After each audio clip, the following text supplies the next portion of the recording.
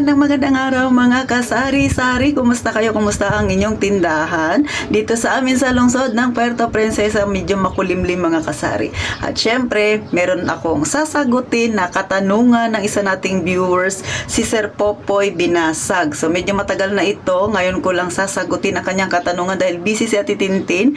Syempre pa, bago tayo mag-umpisa, abay, huwag nyo namang kalimutang mag-subscribe sa Palawenyang Tindera. Sige na please. At syempre, pakilike na rin ang aking video kung isa ka sa nakaka-relate sa ganitong sitwasyon ni Sir Popoy. At kung hindi ka naman busy, baka naman pwedeng pakishare na rin ang munting channel ni Ate Tintin. At eto na, umpisa na natin ang real talk at masaya nating chismis. Magandang araw muli sa inyong lahat mga kasari-sari. Pero bago tayo mag-umpisa, abay syempre, dumako muna tayo sa shoutout portion. Kaya kung ikaw, gusto mong ma-shoutout sa susunod na video ni Ate Tintin, abay huwag ka nang mag-utubili, mag-comment ka dyan sa baba at kung taga saan kang pulo ng Pilipinas mga kasari. So eto na, syempre special thanks to Ma'am Glory Cortez. Ito si Ma'am Glory, kahit na tahimik lang ito. Thank you ma'am sa palaging panonood kay Ate Tintin. Shoutout sa'yo, Ma'am Glory Cortez. Syempre si Ma'am Ellen Pilar na always na nagko-comment. Shoutout sa'yo Ma'am Ellen Pilar. Si Ma'am Alicia Grace Binibista Vergara. Shoutout sa'yo ma'am. Si Ma'am Jibel Fabila ng Nara. Si Sir Neil Mendoza. Shoutout sa'yo Sir Neil Mendoza. Si Ma'am Marilo Lobato. Si Ma'am Edna Rojas, taga Zamboanga City daw siya mga kasari. So si mother ko nga pala taga Zamboanga City del Sur yata si mother. Hindi ko ba alam kung saan banda. Basta Zamboanga siya. And then syempre si Ma'am Evelyn Fermante. At ang pinakalas natin, siya ang dahilan bakit meron ngayong si Ate Tintin na topic ay si Sir Popoy Binasag. Sa inyong lahat na nag-comment yan, shout out sa inyong lahat mga kasari-sari, mga tindera kagaya ni Ate Tintin. At syempre sasagutin ko na ang katanungan ni Sir Popoy. Sabi ni Sir Popoy, no, Ate Tin, nagpapakash kasi ako dito ng 15%. So hindi ko alam kung yung sinasabi ni Sir Popoy, cash ba yung nagpapautang ba siya at tumutubo siya ng 15%? O yung tindahan niya ay nagpapautang siya ng patong niya 15%. Pero ano man yan, basta ang usapin natin ay utang. Para malinaw tayo doon mga kasari. Hindi ko kasi masyadong sure kung si Sir ba ay nagpapa 5-6 sa madaling salita at ang patong niya ay 15%. Sabi niya, 2 tao raw yung nangutang sa kanya na nung utang na yun ay 2023 pa. Eh ano na ngayon? Anong petsa na ngayon? 2025 na ngayon. Sabi Ate Tin, paano ba sila sisingilin? So, mga kasari, eto talaga, no, malaking problema lagi ito ng kinakaharap nating mga may tindahan. At kahit na wala kang tindahan, kahit ikaw ay simpleng may bahay lang, pero marunong kang humawak ng pera ni Mister, kaya ka may naiipon, tapos may lumapit sa'yo nang hihiram, o diba, nang hihingi ng tulong mo, at ang sabi niya, patungan mo lang or tubuan mo lang, kaya mayroon kang napaihiram, diba? So, depende yan sa inyo kung magkano ang inyong patong. Kay Sir Popoy kasi ay 15%. Yung 5-6 talaga sa totoo lang, 20% ang pagkakaalam ko diyan sa 5-6 na yan, no?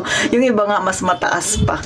May 40% pa ako dating kilala taga rito sa amin. Pero ang style kasi nila ay lingguhan, mga kasari. So 10% ang kada linggo, diba? Laki-laki. Kung sakaling yung pinautang niya ay marunong magbayad, diba? At kung medyo malaki yung inutang, abay limpak yun. limpak, alam mo bangko. So, yan ang tinatanong ni Sir Popoy, paano nga ba sisingilin, no, mga kasari? Gaya ng sabi ko, ito, nasabi ko na ito sa mga noon ko pa na pagbablog. Pero syempre, sa mga bagong viewers natin, sasagutin ko. Lagi kong sinasabi, huwag magpapautang. Mapatindahan man yan, mapapera man yan. Huwag talagang magpapautang. Baka may magsabi, Ate Tin, hindi maiiwasan. Correct, hindi talaga maiiwasan. Pag may tindahan ka, kakambal na yan talaga yung utang. At kahit wala ka pang tindahan, pag nakikita ka nila na medyo maalwa-alwa yung buhay mo, isa ka sa target nilang lapitan. Diba? Manghihiram talaga ng pera yan. At kadalasan, sinasabi pa yan nila paglalapit sa'yo, patungan mo lang or tubuan mo lang sisi. So ikaw naman, gusto mo kahit papano ay kumita ang iyong pera dahil nga sa bangko, maliit lang naman ang tinutubo. abay pumayag ka kahit pasabi natin 15% lang ang patong ko titin. Syempre kung ikumpara mo yan sa bangko, abay medyo malaki na yan. Ang tanong, yan bang pinapautang mo, good payer ba yan? So kung ang pinapautang mo, kagaya sa napautang ni Sir Popoy, 2 years na hindi pa nagbabayad. So ano ang gagawin mo, mga kasari? So eto ha, kunan ko lang kayo na chismisan ko lang kayo ng pinagdaanan ni Mother. So si Mother nagpapahiram din ng pera 20%, mga kasari. Pero isang buwan yun. And then ito na. So maraming nanghihiram gaya kay Sir Popoy, 2 years nang hindi nagbabayad. Kay Mother ko nga 10 years na Sir Popoy, hindi talaga sila nagbayad. So anong pamamaraan ni Mother para masingil niya yung ibang mga natitira niyang pautang? Abay, syempre, pag nakikita niya sa kalsada, makakasalubong niya, ngiting wagi pa rin ang pakikiharap niya sa mga taong may utang sa kanya. Ibig sabihin, hindi ka pwedeng magsalita ng mga ikasasakit ng damdamin nila. So, baliktad na talaga ang mga pangyayari ngayon. Ikaw na inutangan, ikaw na ngayon ang aamo-amo sa pinautang mo. See? Mga kasari, kaya kung ikaw ayaw mong danasin yung mga ganyan, huwag kang magpapautang kasi yan talaga yung literal na nangyayari ngayon. Ikaw na ang inutangan, ikaw na ngayon ang gagawa ng paraan para paamuin ang nangutang sa iyo. Masaklap na katotohanan yan. Sino sa inyo ang nanonood kay Ate Tintin na nangyari yan sa inyo? I-comment nyo dyan sa baba. Pag-chismisan natin. Huwag ka lang maglagay ng pangalan. Baka mamaya nilagay mo yung pangalan tapos nakasubscribe din siya kay Ate Tintin. Magpang-abot kayong dalawa. Mga kasari, no? So, gano'n, no? Ngayon, si Mother, syempre, gaya nga nasabi ko, pinapaamo-amo niya. So, yun na, paunti-unti ay nasingil niya. Kaya ikaw, Sir Popoy, sa'yo, no, gawin mo paunti-unti. Sabi nga ni Sir Popoy, Titin, lagi ko naman sinisingil. Yan lang nga yung masaklap, no? Kalagi-lagi mo sinisingil, sasabihan ka pa, ang kulit-kulit mo para kang hindi babayaran.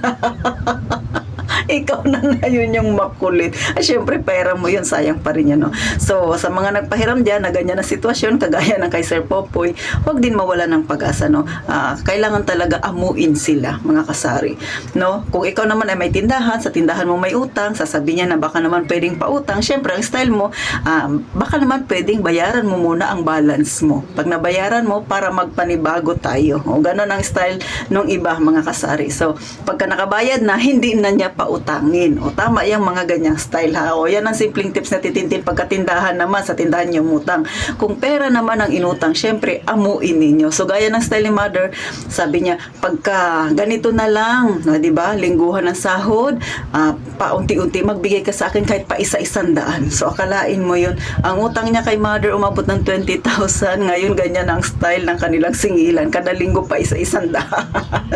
Kung kaya mo yung ganyang style, Sir Popoy, pwede mong gawin pa isa-100. Pag sinabi niya pa rin, wala pa rin akong pera. O diba, lahat na ng strategy nagawa mo na, napaamuin mo na siya. Pero ang ending ay hindi pa rin nagbayad. Sir Popoy, gaya ng sinabi ko, ikaw ang gawa mo na lang, magkalimutan na lang, no? Pero wag mong kalimutan ang atraso niya sa'yo. Kasi darating yung panahon, lalapit at lalapit ulit yan sa'yo. Mas maganda na, no, na yung utang niya ay itatak mo yan sa isip mo. Kasi pagka dumating sila sa emergency, tapos lalapit sa'yo, mahihiya yan. Kasi alam nila, meron pa silang dapat bayaran sa'yo. Pero yun nga lang, medyo matagal pa yung mga pangyayari yan na yan, mga kasapri, no? Sabi nila, di ba, may karma rin yan. Tama, may karma, pero matagal pa yung karma, mga kasari, aminin natin yan. Ito, real talk lang ito, ha? Totoo naman, di ba?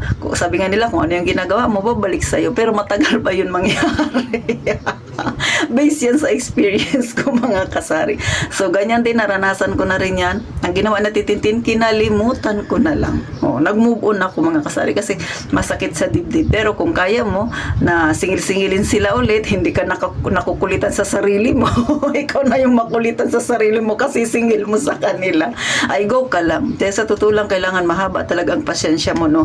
Kung gusto mo talagang makuha yung pera mo, habaan mo pa yung pasensya mo. Kailangan amuin mo sila, wag mo silang awayin. Pero kung napagod ka na, kagaya ako, napagod na rin ako sa kagaganyan ko, parang lumalabas na ako pa yung nanlilimos sa kanila. Yung pakiramdam ko lang, no, parang ako yung may atraso sa kanila. So, give up ko na lang, no? Nag-move na lang ako, 'di ba? Move forward mga kasari. Hinayaan ko na lang. Parang inisip ko na lang na ganun talagang negosyo, may mga losses talaga. At kailangan syempre doon sa mga pagkakamali na yun ay matuto ka. Pero yung mga yun ay magdadagdag yan sa iyo ng katatagan. Kasi syempre ang lahat naman ng problema ay may solusyon. Pero yung utang na yan mahirap solusyonan, lalo na kung araw-araw mo na halos sinisingil. Lagi niya sinasabi wala siyang pera, mag-move on ka na lang mga kasari, no? Marami pang blessing na darating sa'yo. Ang totoo, sa mga nanloloko, sa mga kagaya natin na nagbibigay tayo ng tulong, ay sa kanila rin yan babalik. Pero tayo, dire-diretso lang, as long as wala tayong inapakan na tao. Kaya sa'yo, Sir Popoy, kung kaya mo, i-give up na lang yan, kasi syempre 2 years na yan, no? Kay Mother nga, sa totoo lang, Sir Popoy, na umabot na ng 10 years, yung iba namatay na lang sa utang. Hindi ako nagsisinungaling, totoo. May nangutang kay Mother na namatay na lang, wala na tayong magawa. Hindi naman pwedeng singilin mo yan sa mga anak kasi hindi rin yan babayaran ng mga anak. Kasi gaya nga lang sabi nila, kung ano yung puno ay siya ring bunga. So, hindi ko nila lahat pero kadalasan ganun. So, kung may utang si Mother nila, kinamatayan na lang, hindi na nila yun babayaran ng mga anak kasi kung makunat yung puno, makunat din siyempre yung bunga. Pero meron namang bunga na hindi naman makunat. Kaya lang yun, nagkataon kay Mother ay ganyan nga yung sitwasyon. Kaya, mag-move on na lang tayo, sikapin na lang natin na yung pagkakamali natin ay huwag nang mauulit.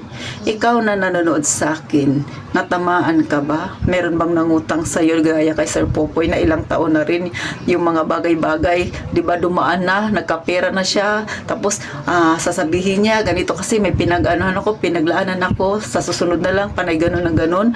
Ay kasari, mag-move on ka na. Masakit man 'yan kasi pera mo 'yan, pinaghirapan mo 'yan, pero wala tayong magagawa. Kasi kung gusto talaga niyan magbayad, makikipag-usap yan sa'yo na kahit paunti-unti bayaran niya. Pero kung ang lagi niyang sagot, wala akong pera, tanggapin na natin, hindi na talaga yan magbabayad mga kasari. Kaya syempre, from doon sa pagkakamali natin na nagtiwala tayo sa kanila, abay, baguhin natin ngayon ang ating ginagawang style. Hanggat maaari, wag na lang talagang magpautang. At kung magpapautang ka man, siguraduhin na yung kaya mo lang kalimutan in case na hindi na siya magbayad. So hanggang dito na lang sa Titintin. Medyo hindi maganda yung topic natin ngayon mga kasari dahil syempre pinaghirapan natin yung pera na yun tapos walang nangyari, pero kailangan natin syempre tuloy-tuloy pa rin tayo. Hindi tayo pwedeng manatili doon sa pagkakamaling yun, no? Magmuni-muni. Hindi pwedeng palaging ganun kasi masisira yung araw natin.